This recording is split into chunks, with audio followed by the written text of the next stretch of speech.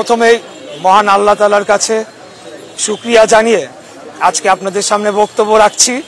আজকে আমরা ন্যায় বিচার পেয়েছি, এটাই হলো আজকের মূল আমাদের বিষয়। এখানে আমি মেয়র হতে পারবো বা আমি মেয়র পদে শপথ গ্রহণ করব কিনা সেটা সম্পূর্ণ দলীয় বিষয়। আমি বাংলাদেশ জাতীয়তাবাদী দলের হয়ে ধানের শীষের মার্কা নিয়ে 2020 সালের 1 ফেব্রুয়ারি ঢাকা দক্ষিণ সিটি কর্পোরেশনে অনুষ্ঠিত যে মেয়র পদে নির্বাচন করেছিলাম এবং পরবর্তীতে সারা বাংলাদেশের কাছে, জাতির কাছে দিন দুপুরে আপনারা দেখেছেন ডাকাতি হয়েছে। মিডিয়ার ভাইরা সারাদিন আমার সাথে ছিল এবং নির্বাচন পূর্বের যে প্রচারণার যে কার্যক্রম তার প্রথম থেকেই ডে 1 থেকেই আমরা অভিযোগ দিয়ে আসছিলাম। সেখানে বিভিন্নভাবে আমাদের প্রচারণাকে বাধাগ্রস্ত করা হয়েছে। আমাদের তখনকার বিএনপি সমর্থিত কাউন্সিলর প্রার্থীদেরকে বিনা মামলায় গ্রেফতার করে নিয়ে যাওয়া হয়েছে। আমাদের প্রচারণার মাইক ভাঙচুর করা হয়েছে, পোস্টার ছিঁড়ে ফেলা হয়েছে। আমাদের শেষ দিকে গিয়ে আমার মিছিলের উপরে হামলা পর্যন্ত হয়েছে এবং আমাদের বহু নেতাকর্মীদের মেরে রক্তাক্ত করে ফেলা হয়েছে। সর্বশেষ নির্বাচনের দিন আমি মিডিয়ার সমস্ত ভাইদেরকে নিয়ে বিভিন্ন কেন্দ্রে যাই। সকাল 9:30 পর্যন্ত তারা কেন্দ্রই খোলে নাই। 9:30 থেকে 1 ঘন্টা 1.5 ঘন্টার মতো কেন্দ্র কয়েকটা খোলা ছিল।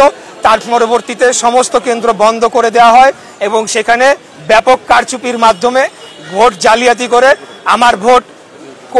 আমার যে ভোট হয়েছিল, আমি যে সংখ্যক ভোট পেয়েছিলাম সেটির থেকে বেশি ভোট দেখানোর জন্য দিনব্যাপী তারা কারচুপি করে।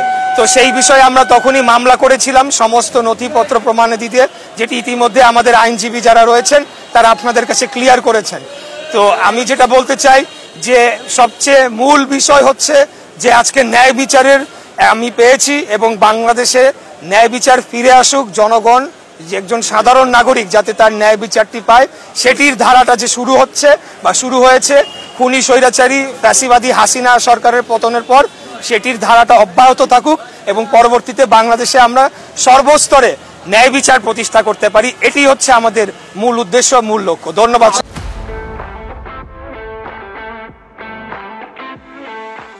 আমি অন্য নির্বাচনের বিষয়ে মন্তব্য করব না। ঢাকা দক্ষিণ সিটি কর্পোরেশনে 2020 সালে যে নির্বাচন অনুষ্ঠিত হয়েছিল তার পরবর্তীকালে আমরা নির্বাচনী ট্রাইব্যুনালে দেশের বিদ্যমান আইন অনুযায়ী মামলা করেছি।